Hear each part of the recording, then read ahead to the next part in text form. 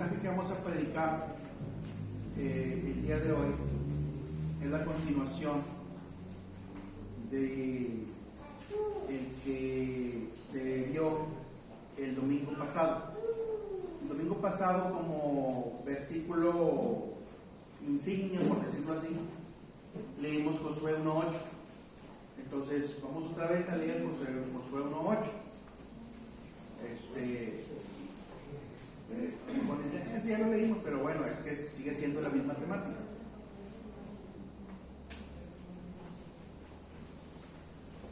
Josué 1:8. Vamos a leerlo todos juntos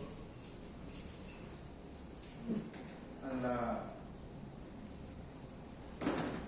una sola voz. Dice así la palabra de Dios, Josué 1:8. Nunca se apartará de tu boca este libro de la ley, sino que de día y de noche meditarás en él, para que guardes y hagas conforme a todo lo que en él está escrito, porque entonces harás prosperar tu camino y todo te saldrá bien. Amén. Bueno, fíjense que para resumir las cosas, el mensaje del domingo pasado y el de ahora eran 9 razones para leer la Biblia, 9 razones de peso para leer constantemente la Biblia. Y aquel domingo hablamos ahí de que nuestra fe es una fe de un libro, que nuestra fe implica testimonios escritos, que esos testimonios han sido escritos para que los leamos, no para que estén ahí guardados. Y vimos ahí algunos datos sobre las cuestiones de lectura en México. A algunos no les gusta leer mucho, pero decíamos, el cristiano que no le guste leer, mínimo al menos se va a mortificar por un solo libro, ¿verdad?, que es la Biblia, y no tiene que mortificarse por ningún otro libro más. Y vimos en ese entonces, en ese mensaje, las primeras 4 razones importantes para leer la Biblia de forma frecuente, y las voy a recordar aquí. Esas 4 razones son estas que vemos aquí en pantalla. La primera razón era para conocer mejor a Dios y acercarme más a Él. La segunda, para aprender a discernir la voz de Dios. La tercera, para conocer la voluntad de Dios. La cuarta, para fortalecer mi fe. Esas fueron las razones que el domingo pasado vimos en el mensaje como razones de peso para leer frecuentemente la Biblia, y las analizamos y estuvimos comentando poco a poco cada una de ellas. Y hoy vamos a ver las 5 restantes, las 5 razones restantes de peso para leer la Biblia. Y entonces vamos a comenzar con la quinta, que si me hacen el favor de ponerla en pantalla. Dice, para recibir sabiduría y tomar las decisiones correctas. Fíjense, acompáñenme a Proverbios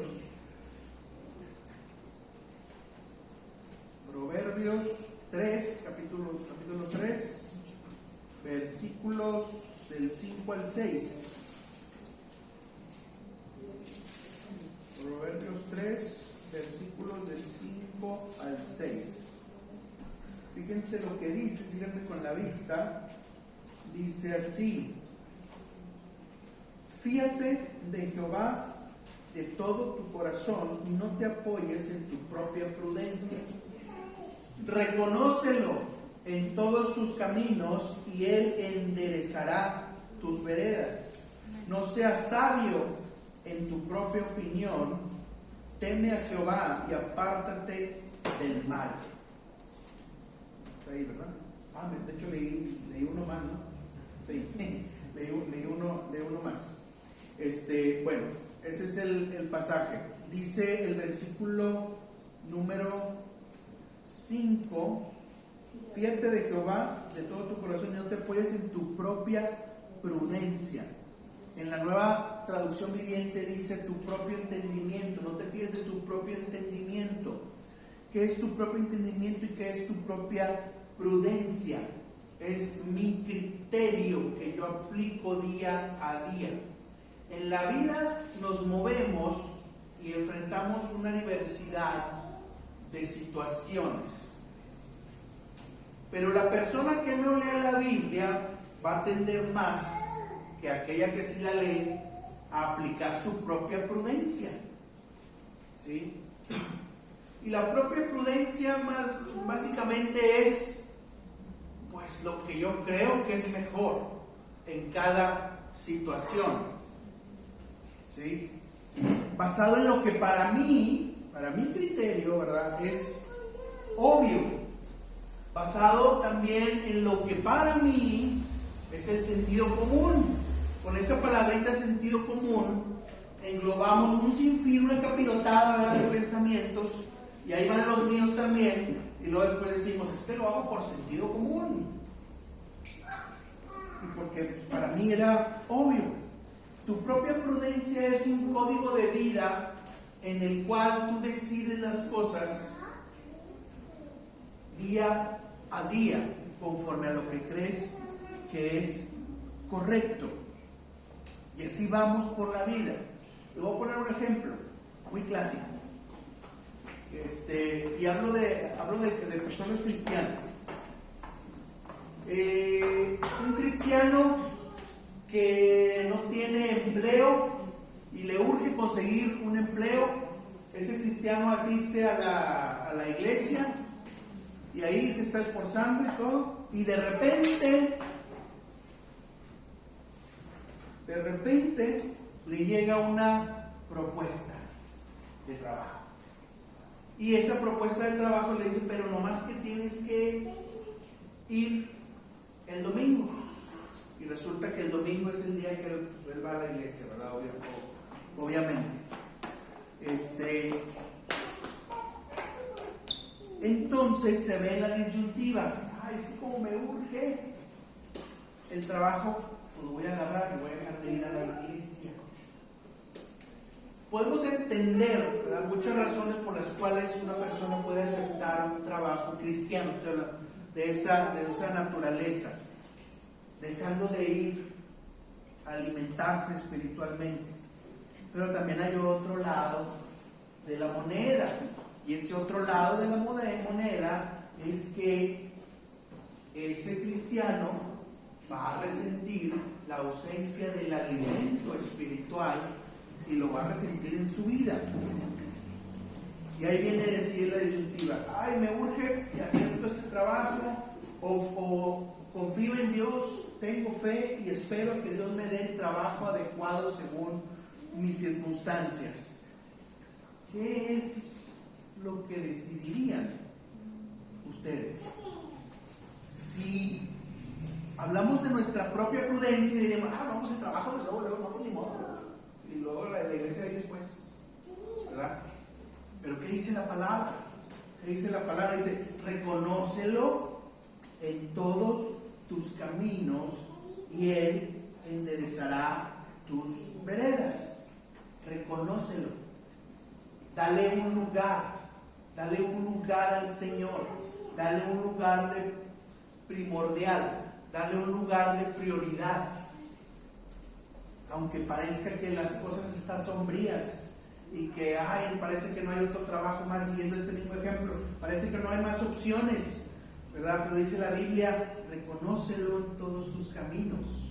Entonces la palabra dice que tengo que esperar todavía, porque ese no es el trabajo que el Señor tiene para mí. Pero es un reto para el cristiano, porque luego va a venir la rechifla. No, hombre, ¿cómo lo dejaste ir? Hombre, te pagaba muy bien, hombre, pues nomás dejas ir a la iglesia y ya, pues ¿qué tanto puede pasar? Y vienen las opiniones, y viene el ataque, ¿verdad? Porque el enemigo usa también la gente que tenemos alrededor. Otro caso, el caso de un joven que es joven cristiano, que está enamorado de una jovencita que no es cristiana, que probablemente va a ser mala influencia en él, pero está enamorado y quiere andar con ella y todo eso. Pero ¿qué dice la Biblia? no os unáis en yugo desigual. Entonces, ese de no os unáis en yugo desigual lo vuelvo a asociar. Reconócelo en todos tus caminos, reconócelo en todas tus decisiones, reconócelo en todos tus procedimientos, ¿sí? Y Él va a enderezar tus veredas. Pues no, esa jovencita en el caso del ejemplo, no. Pero bueno, o sea, mucha gente cae en la tentación de aplicar su propia prudencia, aplicar su propio entendimiento, y por eso estamos como estamos, porque hacemos lo que bien nos parece, como dice la Escritura allá en Jueces. No había rey en Israel y entonces la gente hacía lo que bien le parecía. Así dice la palabra, hacemos lo que bien nos parece. Vamos a ahí mismo Proverbios, pero adelantito, Proverbios 6, versículo 23. Proverbios 6, 23. Estamos en el principio, en la razón para recibir sabiduría y tomar decisiones correctas. Proverbios 6, 23. Dice la palabra: porque el mandamiento es lámpara y la enseñanza es luz, y camino de vida las reprensiones que te instruyen. Mandamiento, dice, es lámpara. La enseñanza es luz. Las reprensiones que te instruyen son camino de vida. O sea, el mandamiento siempre es luz. El mandamiento de Dios por sí mismo siempre va a ser luz. La enseñanza, aquella que te manda el mandamiento, ¿sí?, va a ser luz también. Y aquel que te enseña y que te reprende, la misma Biblia que te reprende y que te instruye, es el camino de vida.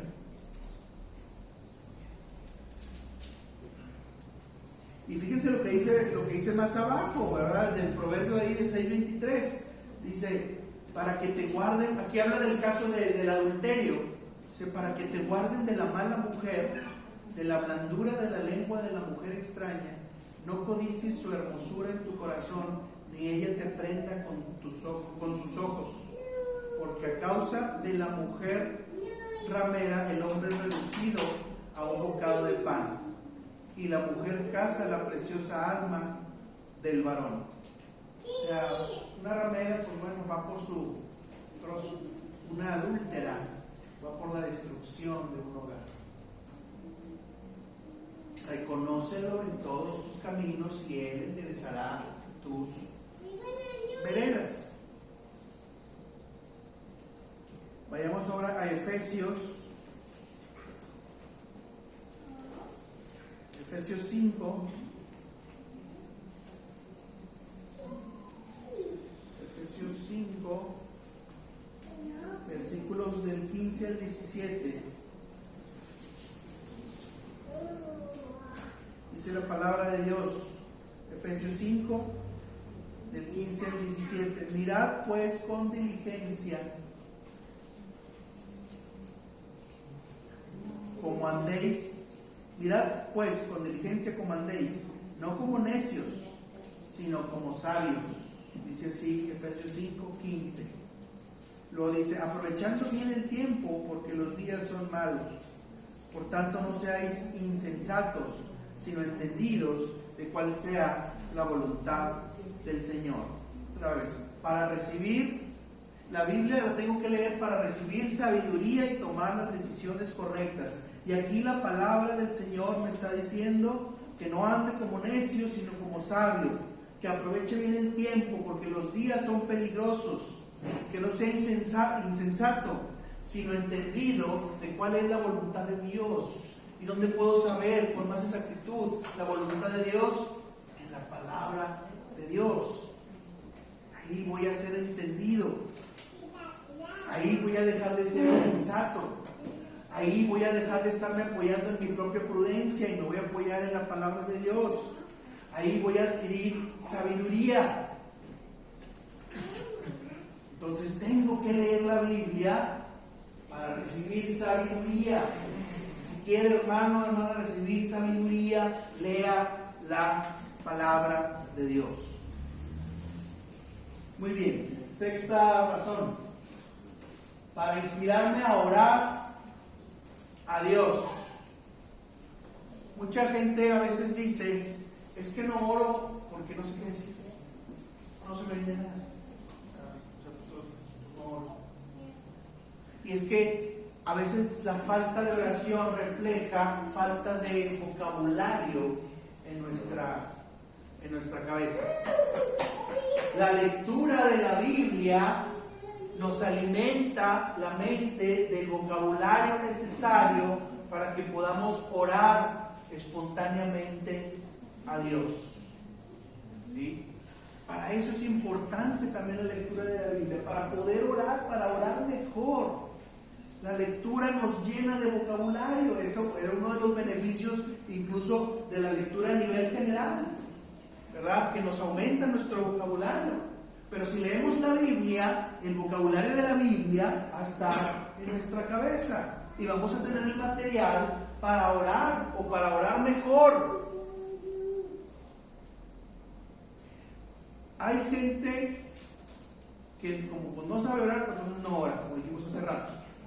Pero también la falta de lectura bíblica ha contribuido al uso de oraciones a las cuales degeneran, oraciones escritas, a las cuales degeneran en una especie de fetiches o amuletos, ¿verdad? Que por decirlos ya tienen un poder extraordinario, ¿verdad? Casi como de conjuro o de amuleto, de hechizo, ¿verdad? Entonces la gente, esa es la idea que tiene de oración.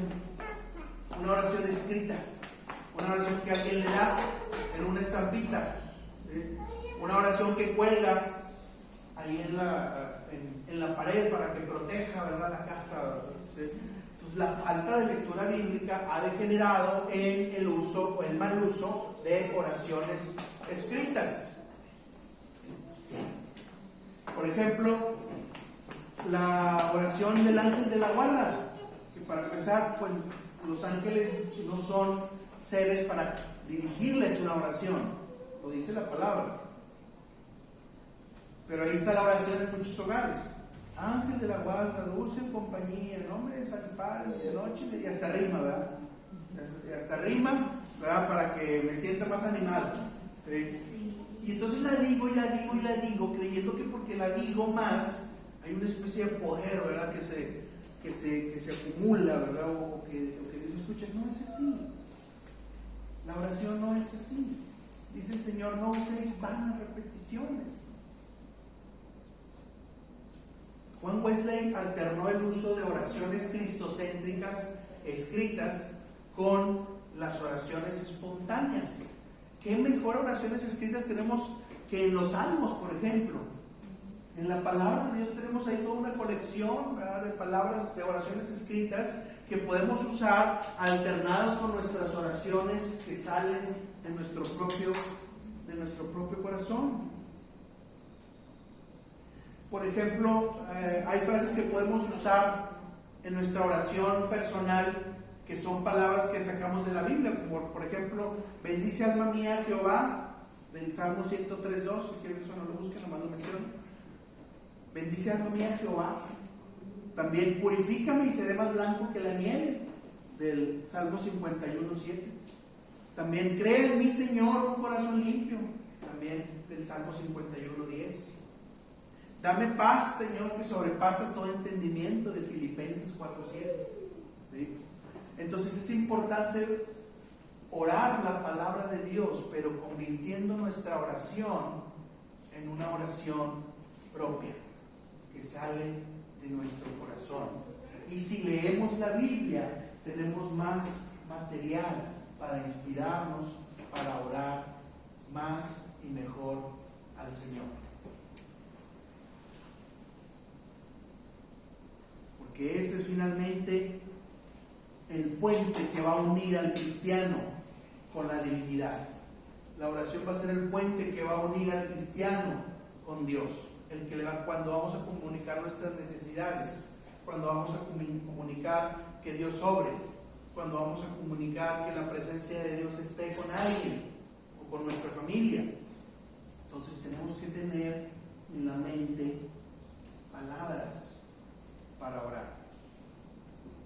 Bueno, razón número 7.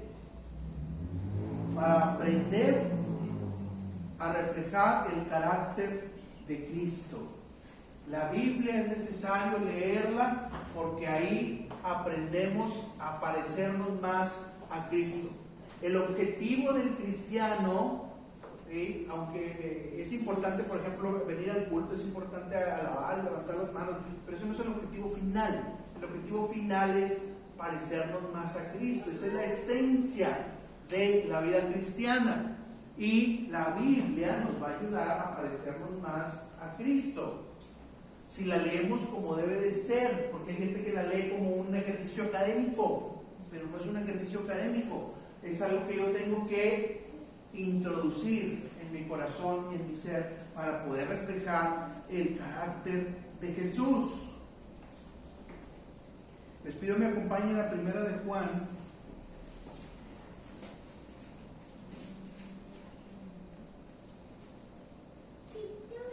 Primera de Juan, capítulo 2.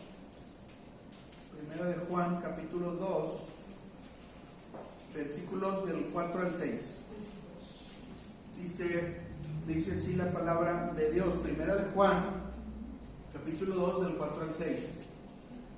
El que dice, yo le conozco, o sea, está hablando de Jesús, el que dice que conoce a Jesús y no guarda sus mandamientos, el tal es mentiroso y la verdad no está en él. Pero el que guarda su palabra, en este verdaderamente el amor de Dios se ha perfeccionado. Por eso sabemos que estamos en él. El que dice que permanece en él debe andar como él anduvo.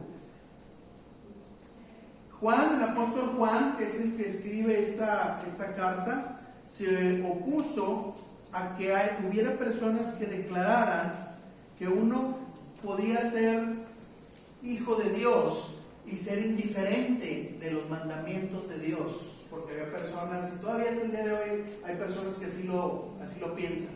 Yo soy hijo de Dios, yo ya tengo mi boleto para el cielo y ya casi puedo hacer lo que yo quiera, porque ya tengo asegurado mi salvación.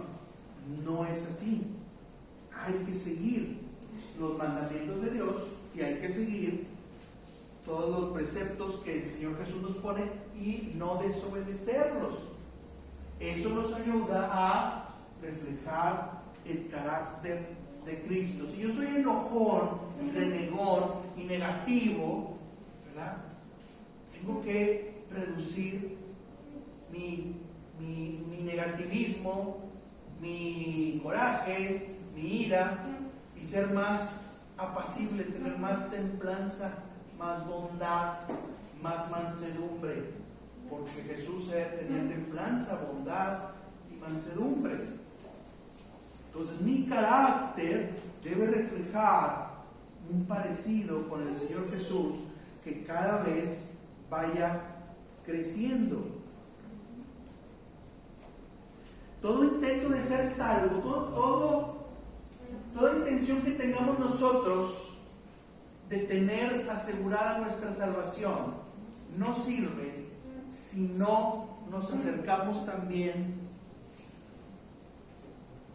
a Cristo, si no nos proponemos tener una vida de santidad.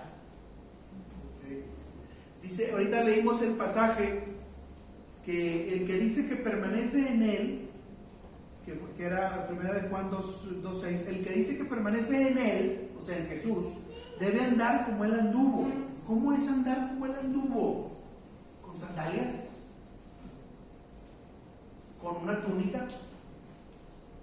¿Con barba? No se está refiriendo a eso. Se está refiriendo al carácter de Cristo. Aquel que dice que permanece en él debe tener el carácter del Señor Jesucristo. Eso es lo que está diciendo.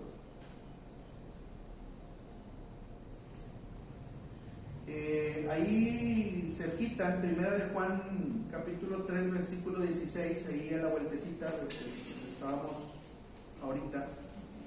Primera de Juan 3, 16 dice: en esto hemos conocido el amor, en que Él puso su vida por nosotros.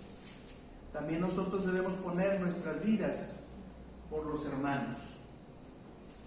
Ahí a eso se refiere, a tener amor los unos por los otros. ¿Sí? Y ahí viene, recordemos aquel, amaos los unos a los otros. ¿Sí? Entonces, el que dice que permanece en Él, pues debe de estar desarrollando amor por los demás hermanos. ¿Sí? No estar en la amargura, en la murmuración, en la soberbia, en el coraje, en el chisme, en la habladuría, en el ataque, y se hace una marabunta. Eso no es lo que Dios quiere, eso no es de Dios, eso no refleja el carácter de Cristo. ¿Quiere reflejar usted el carácter de Cristo? Y hasta en su propio hogar, ahí se debe de reflejar el carácter de Cristo también. Son los primeros, la familia, con quien debemos de reflejar el carácter de Cristo. Y aunque batallemos, pues ir a andar ahí en la lucha de alcanzar esa meta. Entonces, hermanos, para parecernos más a Cristo hay que leer la Biblia. Hay que tomarnos en serio la lectura de la palabra de Dios. Número 8, octava razón para leer la Biblia: para permanecer firme ante los ataques del enemigo. ¿Quién es el enemigo? El diablo. No piense que el diablo es un mito. No piense que el diablo no existe. No piense que el diablo no hace nada. No piense que el diablo está allá, en otra onda. Está muy interesado en que cada uno de nosotros caiga de el avance que ha tenido en el Señor, y que caiga en un pecado grave para señalar, para crear culpa, para decir tú pretendías ser cristiano, tú pretendías parecerte a Jesús, y ahí va la vocecita hasta con sarcasmo. Ese es el enemigo. En un sermón pasado que tuvimos aquí, hicimos un sermón que se llamaba Así conoce a tu enemigo, y hablamos de cómo Satanás obra. Entonces, leer la Biblia también te permite conocer a tu enemigo. La Biblia no es un libro biográfico de Satanás, claro está, ¿sí? Pero nos da indicios de cómo obra, de cómo opera, de cómo quiere entrar en los corazones de los hombres y echar a perder sus vidas. Una técnica del diablo es entrar por la vista, por lo que vemos. Acompáñenme a Mateo, quiero mostrarles un pasaje interesante. Mateo 6, versículos 22 y 23. Mateo 6, versículos 22 y 23.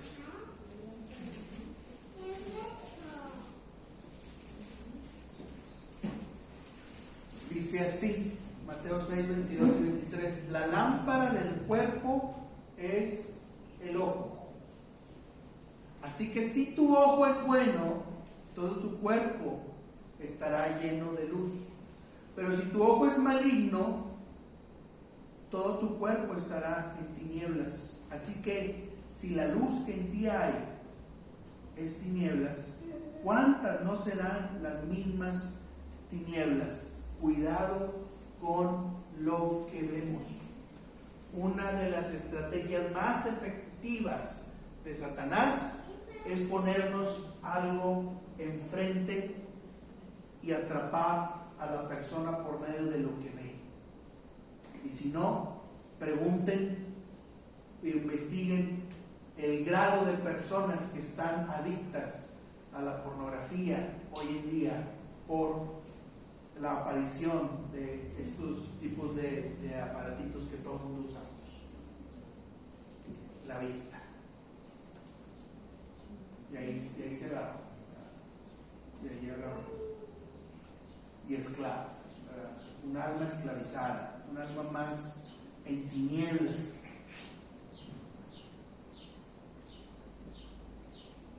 Dice el pasaje que ahorita leímos: si la luz que en ti hay es tinieblas, o sea, se refiere a que yo puedo tener mi propio razonamiento, pero eso no es suficiente para el ser humano, difícilmente.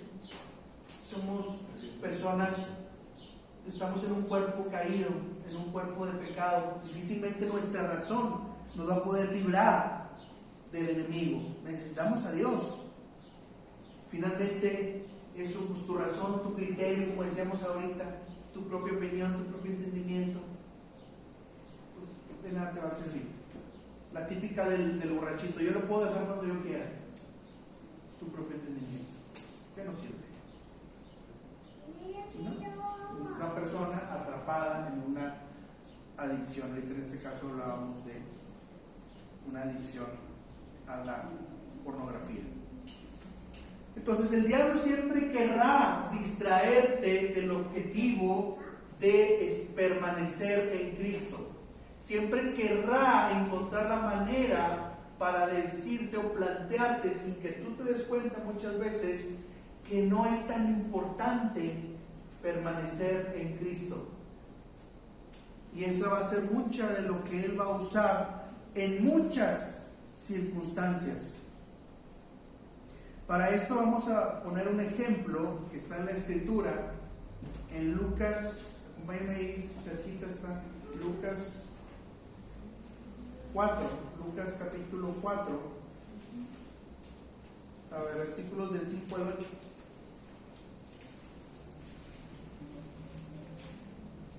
Fíjense, esa es una de las tentaciones de Jesús. Jesús iba a iniciar su ministerio, se fue al desierto, ayunó y oró 40 días y 40 noches, y se le aparece el diablo, y 3 veces intentó tentarlo para desviarlo del camino que él quería, que el Padre le había encomendado.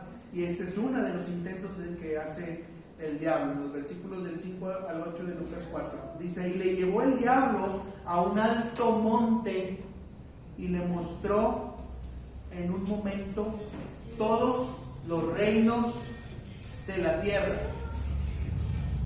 Y le dijo el diablo: a ti te daré toda esta potestad y la gloria de ellos, porque a mí me ha sido entregada, y a quien quiero la doy. Si tú, postrado, me adorares, todos serán tuyos. Respondiendo Jesús, le dijo: vete de mí, Satanás, porque escrito está: al Señor tu Dios adorarás, y a Él solo servirás. Fíjense, en un momento le mostró los reinos de la tierra, de un mundo caído, de un mundo pecaminoso, de un mundo lleno de demonios, pero a lo mejor bonita a la vista humana, porque Dios era también plenamente humano. Bueno, Jesús, perdón. En un momento, ahí estaba mostrado. Te lo doy, le dice el diablo, si tú, postrado, me adorares. Y todo será tuyo.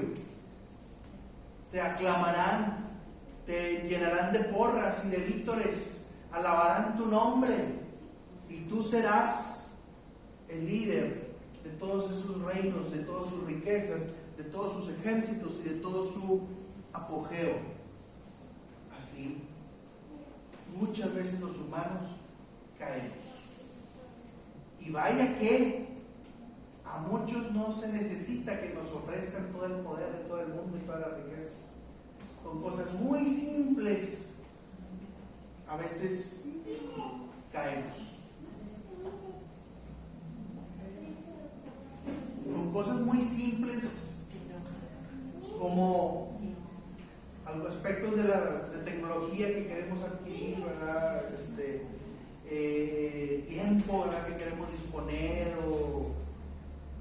energías en gimnasios, etcétera. Estoy dando ejemplos. Con mucho menos que eso, nosotros fácilmente cedemos y volteamos a otra parte y dejamos de voltear a donde está Cristo. Con mucho menos que eso. Entonces cuidado con el diablo. El diablo no es un mito. No somos promotores del diablo, ni queremos hacer cursos de demonología, ni nos importa realmente eso. Pero debemos conocer cómo el diablo se mueve. Entonces, si quiere permanecer firme ante los ataques del enemigo, lea la Biblia. Y dice la palabra ahí: en un instante le mostró a Jesús la gloria de los reinos.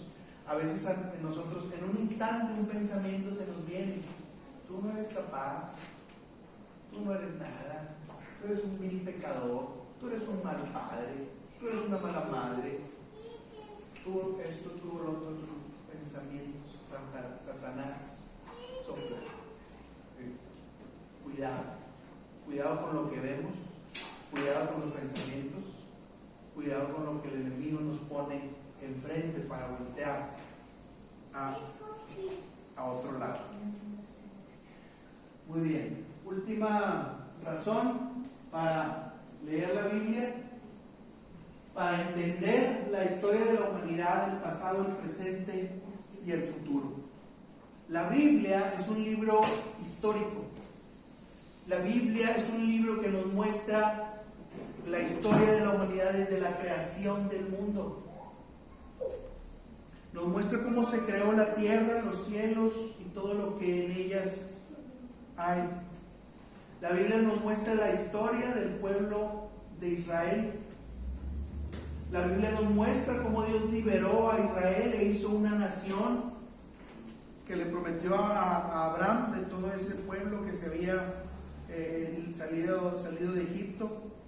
La Biblia nos muestra que en la plenitud de los tiempos mandó a su Hijo nacido de mujer para que muriera por nuestros pecados en la figura del Señor Jesucristo.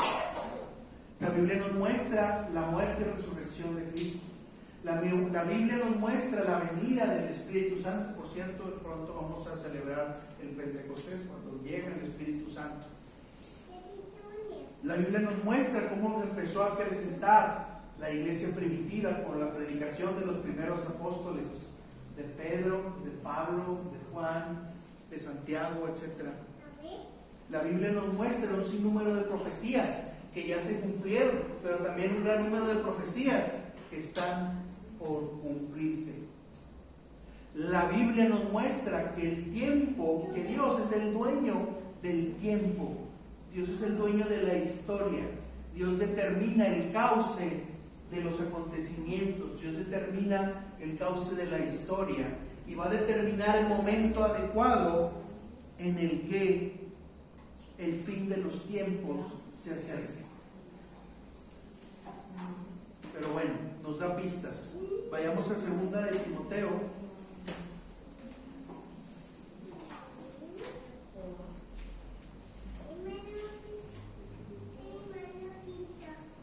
2 de Timoteo,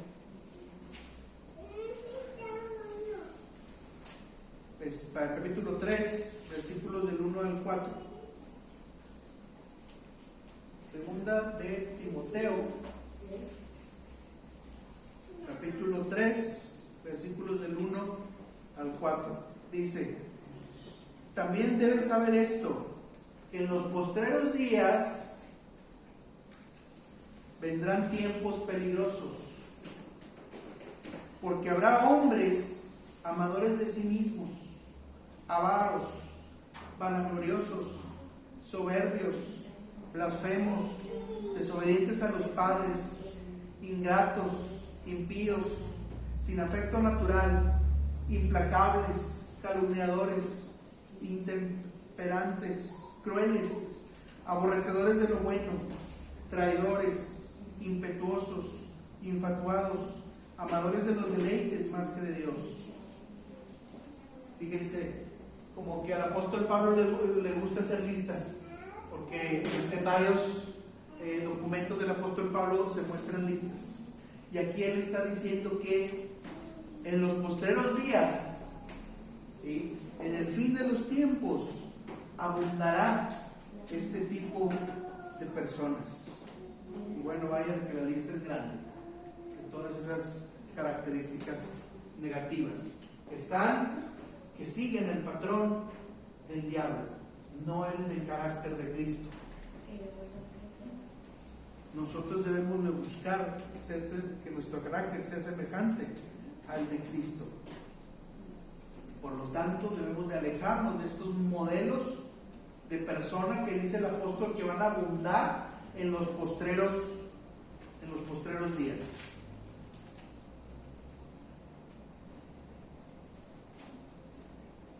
Vayamos al último pasaje que está en Apocalipsis capítulo 21.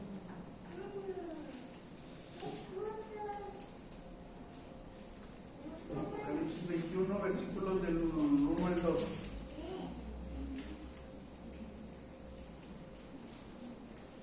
Apocalipsis 21, versículos del 1 al 2. Dice ahí la palabra: vi un cielo nuevo y una tierra nueva, porque el primer cielo y la primera tierra pasaron, y el mar ya no existía más. Y yo, Juan, vi la santa ciudad, la nueva Jerusalén, descender del cielo de Dios, dispuesta como una esposa ataviada para su marido. Esto es una profecía que se espera cumplirse, que se está esperando su cumplimiento. Va a haber un nuevo cielo, una nueva tierra, un nuevo universo, un nuevo cosmos, que simbólicamente va a recibir el nombre de Nueva Jerusalén. Un área donde el Señor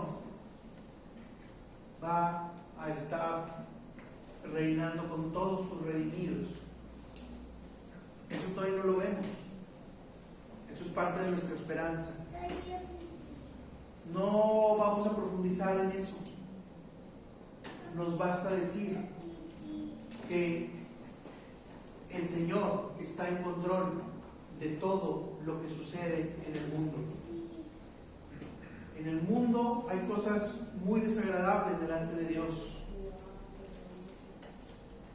pero el Señor de todo está tomando nota y todo lo está llevando hacia donde Él lo quiere llevar, y está en perfecto control de la historia. Que los gobernantes piensen que ellos son los que deciden el destino de la humanidad y de millones de personas, están siendo ingenuos, porque por encima de ellos está el Señor. Y entonces la Biblia nos permite tener una visión integral del pasado, del presente y del futuro. Por eso la palabra dice que el Señor Jesús es el mismo ayer, hoy y por los siglos. A ese mismo Señor es al que adoramos, a ese mismo Señor es al que buscamos, a ese mismo Señor es al que le pedimos. Entonces, hermano, hermana, lea la Biblia, que no le dé flojera, que no le dé sueño, que no diga ay al rato, que no diga ay un domingo, ay después, el otro domingo en la iglesia.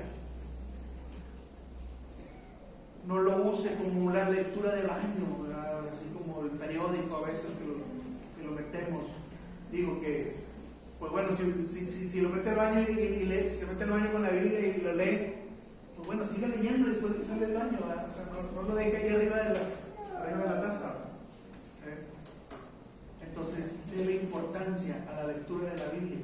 Si no le gusta leer, este es el único libro del cual se va a mortificar por leer. Y mortificar es un decir, porque cuando el Espíritu Santo lo guía, se vuelve un placer, se vuelve un gozo, y va a estar buscando a cada momento volver a leer y leer la palabra. Y aunque lo haya leído ya y lo vuelve a leer, y Dios le revela nuevas cosas, nuevas perspectivas, nuevos puntos de vista, nuevos consejos, nueva sabiduría, la Biblia es un libro vivo, es un libro que refleja a quién seguimos, a un Dios vivo, al Señor Jesucristo que resucitó, y que en eso basamos nuestra fe. Bueno, vamos a orar. Acompáñenme a orar en este momento. Señor, te damos gracias.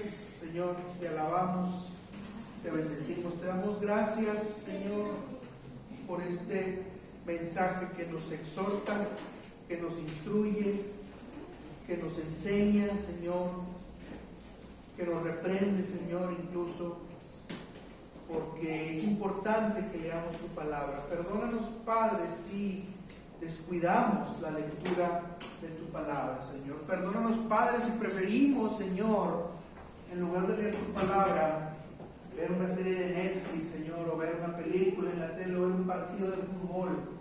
Perdónanos, Señor, y guíanos, Señor, hacia tu palabra, Señor, porque ahí, Señor, hay sabiduría, porque ahí, Señor, sabremos qué hacer en las circunstancias de la vida, porque ahí, Señor, vamos a aprender a orar, porque ahí, Señor, vamos a aumentar nuestra fe, y tantas razones buenas que hay para dedicar tiempo, Señor, a tu palabra. Que tu Santo Espíritu, Señor, nos fortalezca, que tu Santo Espíritu, Señor, nos ponga en el pensamiento, Señor, la imperiosa necesidad de leer tu palabra, Padre. Padre, yo encomiendo a todas las familias de esta iglesia, Señor, a ti, Señor. Padre, yo ruego, Señor, que sea tu Santo Espíritu quien nos guíe a cada uno, y que pronto, Señor, cada uno discierna, Señor, lo que es agradable a ti de lo que no lo es, Señor. Y que cada uno discierna, Señor, lo que hay en su hogar, en sus relaciones, Señor, en sus familias, que no resulta agradable a ti, Señor. Bendícenos, Padre. Ábrenos, Señor, el entendimiento. Ábrenos, Señor, la sabiduría. Padre, permite que detectemos cuando estamos obrando conforme a nuestra propia prudencia, conforme a nuestro propio entendimiento, Señor, según lo que nosotros creemos o consideramos obvio o sentido común, Señor. Ayúdanos a detectar esos momentos, Señor, en los que nos vamos por ese camino, en lugar de irnos, Señor, por tus mandamientos, por tus deseos, Señor, por tu palabra, por tus propósitos, Señor, que tú tienes para cada uno de nosotros, Señor. Te rogamos, Señor, una vez más, que tu bendición, Señor, esté con nosotros y nos guíe, Señor, a tu palabra. Te lo rogamos en el nombre precioso de tu Hijo Jesucristo.